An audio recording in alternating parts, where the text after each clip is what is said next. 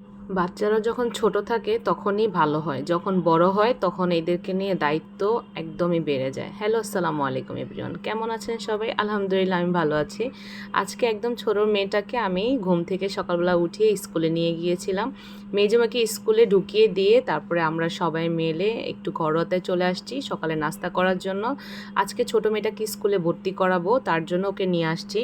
দেখতে দেখতে আমার ছোট মেয়েটাও স্কুলে পড়ার বয়স হয়ে গিয়েছে। এখন একসাথে আমার 3 মেয়ে স্কুলে যাবে মাশাআল্লাহ। তো ছোটোটাকে যেহেতু ভর্তি করাতে হবে, সকালবেলা আবার যাব আবার বাসায় আসব, এই ঝামেলার জন্য একবারে ছোট মেয়েকে সকাল 7টা বাজে উঠিয়ে নিয়েই বের হয়েছি। যেহেতু কিছুদিন পর জানুয়ারি মাস থেকে ওর সকালে এমনিও উঠতে হবে। আর মাশাআল্লাহ বাচ্চাদেরকে উঠাতে আমার কোনো প্রবলেম হয় না, ওকে ডাক দিলেই উঠে যায়। তো বাচ্চাকে স্কুলে ভর্তি করি আমার বাসায় আসতে আসতে প্রায় 11টা বেজে গিয়েছে, 11টার কাছাকাছি বেজে গিয়েছে। তো সকালবেলা এখনও কেউ নাস্তা খায়নি, আমার আরও আগে আসা হয়। যেহেতু সকালবেলা মেয়েদেরকে নিয়ে বের হয়ে যাই, তো আর্লি আমি নাস্তা বানাতে পারি না। তো এসে আমি একটু খুব ছটপট কি করব ভাবলাম একটু বোয়া বসিয়ে দিই, যেটা হতে টাইম লাগবে, যেহেতু রুটিটা বানাতে সময় লাগবে। তো বোয়ার সাথে একটু আমার ফ্রিজে বেগুন ছিল, সেই বেগুনটা আমি ভাজি করে নিচ্ছি।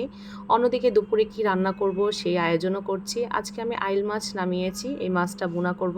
এই মাছটা টমেটো দিয়ে ঝোল ভুনাটা খুবই পছন্দ আমাদের সবার।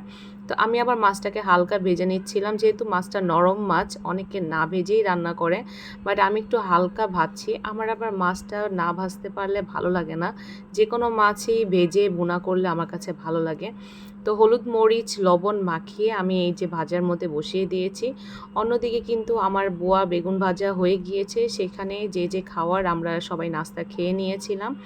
তো এখানে আমি সাথে সাথে আবার দুপুরে রান্না বসিয়ে দিয়েছি, অ্যাকচুয়ালি আবার ভাত বসিয়ে দিয়েছি, যেহেতু আমার অনেক দেরি হয়ে গিয়েছিল স্কুল থেকে আসতে আসতে। তো খুব তাড়াতাড়ি খাবার আয়োজন করছিলাম, কারণ জোহরের নামাজের পরেই আবার সবাইকে খেতে হবে। তো আমি এখানে পেঁয়াজটাকে ভেজে একটু আদা রসুন দিয়ে দিয়েছি, তারপরে টমেটোকে আমি বেশি ছোটো ছোটো করে কাটিনি, চাকচাক করে কেটে দিয়েছি, যেন মানে পুরো গলে না যায়, একটু নরম নরম হবে। টমেটো এরকম যদি থাকে মাছ বোনার মধ্যে তাহলে খেতে কিন্তু বেশ ভালো লাগে। তো টমেটোটাকে আমি এই আদা রসুন পেঁয়াজ লবণের মধ্যে কষিয়ে নিয়েছি, তারপরে হলুদ মরিচ দিয়ে আমি পানি দিয়ে এখন ভালো মতো কষাবো। এভাবে মাছের তরকারিটা রান্না করলে আমার খুবই ভালো লাগে। আমি জানি আপনাদের কার কার ভালো লাগে, অবশ্যই কমেন্টস বক্সে জানাবেন। তো আমার এখানে যখন তরকারি ঝোলটা কষানো হয়ে গিয়েছে, তখন আমি ভাজা মাছটা দিয়ে দিলাম। মাছটা আমি কিন্তু উলটপালট করে ভালো মতোই ভেজে নিয়েছিলাম। এই কষানো এই সামান্য পানির মধ্যে আমি মাছটাকে কিছুক্ষণ কষিয়ে নিব, তারপর আমি এর সাথে অ্যাড করব গরম পানি।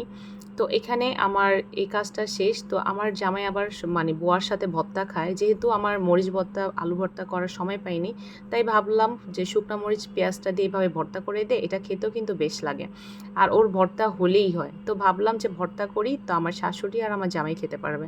তো সরিষার তেলে বড় একটা গ্যালান নিয়ে বসছি, কারণ তেলটা ছোট বোতলে ঢালতে হবে, সময়ের হবে, সেটাও ঢালতে পারিনি। গ্যালান থেকে একটু তেল নিয়ে আমি আবার ভর্তাটা মাখিয়ে নিচ্ছি, কারণ সরষের তেল ছাড়া এই ভর্তাটা একদমই মজা লাগবে না, একদম ঝাঁজ উঠে যাবে যেহেতু শুকনা মরিচ। তো মাখিয়ে নিয়ে আগে নিজের জামাইকে দিব, কারণ ও উঠেছে অনেক দেরি করে, একবারে দুপুরে লাঞ্চ করে বের হবে। তো দুপুরের খাবারটা যেহেতু এখনও হয়নি, তাই সকালে নাস্তাটাই দিয়ে দিব, এটা খেয়েই এখন বের হয়ে যাবে, আবার আসবে রাতে। সারাদিনের শেষ তাকে আর দেখা যাবে না। এই তো আমার এখানে ভর্তা করা শেষ, ওইদিকে আমার মাছের তরকারিটাও প্রায় হয়ে আসছে, একদম মাখা মাখা ঝোল রাখবো আমি, এতটুকু ঝোল রাখবো না। তো এর মধ্যে জিরা আর ধনিয়ার গুঁড়োও আমি দিয়ে দিলাম, মাছের ভিতরে ঢুকবে। একদম কষানোর মধ্যে দেইনি, একদম লাস্টে দিয়েছি। এই যে টমেটোটা আমার কিন্তু প্রায় নরম তুলোর মতো হয়ে গিয়েছে, একদম মেখে খেতে কিন্তু ভালো লাগে। তো এই ফাঁকে আমি আবার আমার সিঙ্গে যে মানে ময়লা থাল বাসন জমেছে ওগুলোও ধুয়ে নিলাম। আমার হাজব্যান্ডকে যে বোয়া ভর্তার বেগুন ভাজা দিয়ে দিলাম, সে খেয়ে চলে যাবে এখন। তো এই চুলে আমার যেহেতু ভাতটা হয়ে আসছে, ওই চুলে আমার ডালও হয়ে গিয়ে কী কী রান্না করলাম এই নিয়ে ছিল আমার আজকে ছোট্ট একটি ব্লগ। আল্লাহ হাফেজ সবাইকে।